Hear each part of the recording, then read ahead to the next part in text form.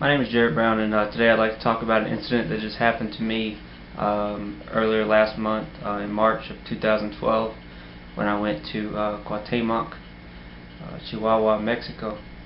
I went to Chihuahua for a vacation, as I often do. I usually go about 5 or 6 times a year. And so this time I went to a little mountain town called Creel in the western part of Chihuahua.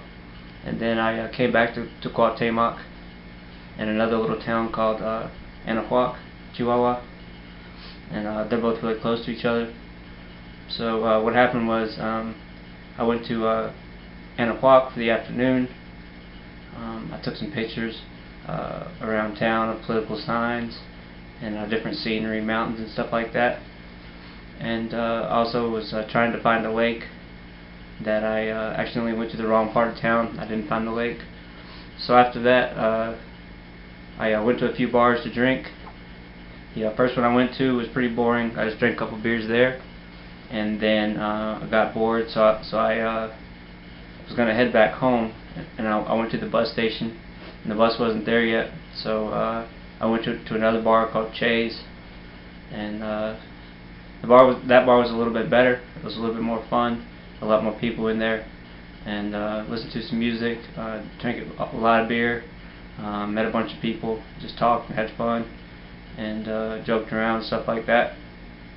And then at 9:30, that's when the last bus from Cuauhtemoc leaves.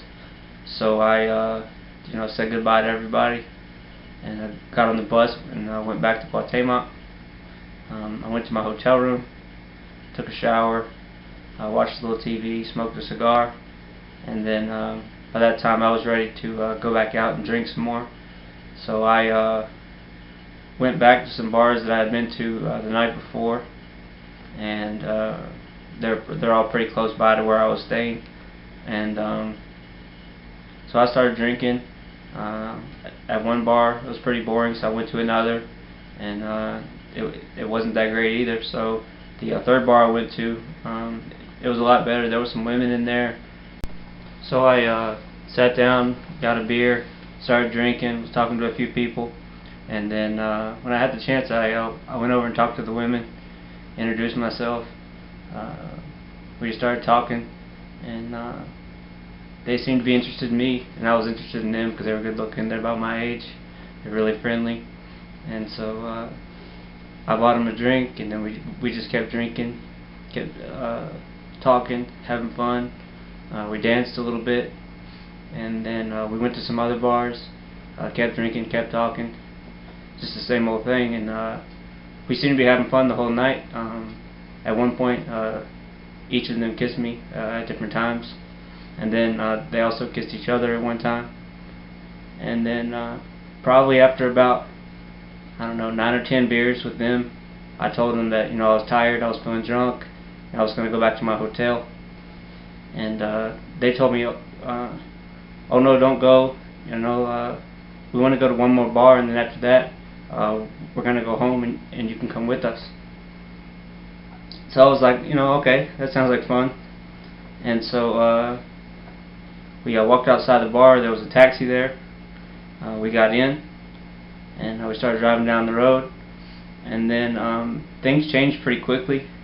Like their attitudes changed, their personalities changed, really. They went from being nice and fun to being like really weird. They started talking about like doing drugs, and like they asked me if I was scared of the cartels, of like drug dealers and thugs and stuff like that, and I told them I wasn't. But I thought they were just joking and stuff, so I was like, no, I'm not scared, I'll just fight them. And then a little bit later, they grabbed my arms, they grabbed my hands, because before, like, we had been holding hands, but then they grabbed my wrist, and so I couldn't, I could have moved, I could have like elbowed them and pushed them out of the way and then tried to get out of the car, but I was in the middle, and I figured if I did anything to hurt those girls, I would be the one in trouble. And so I didn't do anything, and I just waited. But I told the taxi driver to stop the car, and he wouldn't stop for anything. I wasn't screaming, but I was pretty close. I was yelling, and he just kept going, and then we arrived at this street corner, and a guy comes out of a hotel or a little apartment complex. I couldn't really tell which. And the girl rolls down the window, and she starts talking to him, and the guy said that I have to withdraw 2,500 pesos or I'm finished. Que estoy acabado. And I told him that I didn't want to do it, and I asked the girls, like, what's going on, what's happening, que está pasando, and they said, you're finished, you're fucked, estás chingado. And so when the guy figured out that I didn't want to withdraw the money, he told me to get out of the car. I get out of the car after the girl, and instead of walking to the ATM or like you know, opening up my pockets or anything like that, I just ran out into the middle of the street and I started yelling at him, and I said, if you want to kill me, you have to do it right here in front of all these people. Si quieres matarme, tienes que hacerlo aquí en frente de toda la gente. And then I like laid down.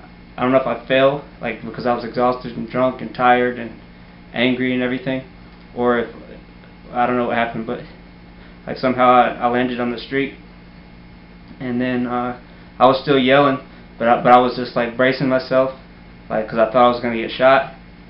And then some guys, I guess, came out of that same apartment complex or hotel, and they picked me up. And one of the guys took my arm behind my back, and he pushed it up really high, almost to like where the two shoulder blades meet. And so I couldn't move, I couldn't fight. I wasn't really trying to fight. I was really just trying to like watch my head, watch all the guys at the same time, and watch my stomach, because I was afraid somebody was going to stab me or knock me over the head.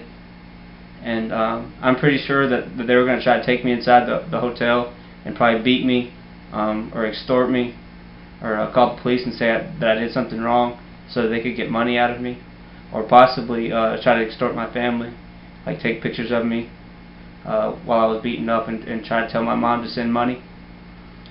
But luckily, one cop showed up in a truck, and I guess when the guys heard the sirens, they let me go. And the only thing I remember about that time is the guy pulled up and he's like, "Hey, get in the back of the truck, get in the back of the truck." And I told him no, because like I was scared, like maybe he's working with those guys. But finally I got in, because I didn't know what was going to happen, if those guys were going to come back out. Because when I first came up, the man that was standing there, he had an AK-47, so I don't know what else they had, or what else they were willing to use. And so it could have been really dangerous. And it could have been or it was really dangerous, but it could have been worse. It could have been deadly. And but luckily, the guy took me back to my hotel and dropped me off, and just said, "Hey, it's dangerous around here. Don't go around drinking and stuff like that." But the cop didn't take a police report. He didn't ask my name. He didn't ask me anything about the people that tried to kidnap me and rob me. He didn't do anything. He just dropped me off and then took off himself. And so I'm not sure if he was trying to protect them, or if he was working with them, or what he was doing. But I do know almost for certain that the girls were working with the man that had the AK-47, and with the taxi driver. And so I've always known that the bars are dangerous, that you can't really trust anybody in Mexico, especially in the bars. But I was just out on vacation, and I wanted to have a good time, so I guess I let my guard down, and they took advantage of it. But next time I'm just going to be a little bit more careful, take my time to get to know people, and definitely not get in a car with somebody that I don't know, or a taxi that I didn't call, or that I didn't flag down on the street, because since they called him, obviously they could have set something up with him, or they could have known him in advance. So I guess I'll just chalk that situation up as a lesson learned, and try not to make the same mistake twice. But I would tell people that go to Mexico to just don't let the fear of something bad happening to you stop you from having a good time. Just make sure and be safe and take care of yourself. And if you find yourself in a bad situation, handle it.